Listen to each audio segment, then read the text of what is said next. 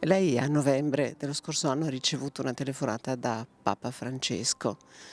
Papa è morto, che ricordo ha di quel momento?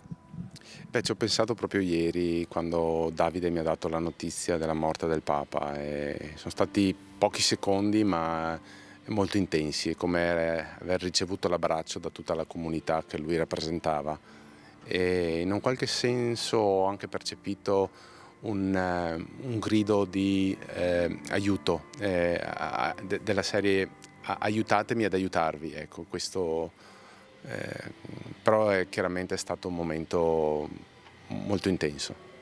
Che si potrà immagino nel cuore tra le Sicuramente. tanti momenti che ha vissuto di affetto in questo periodo così doloroso.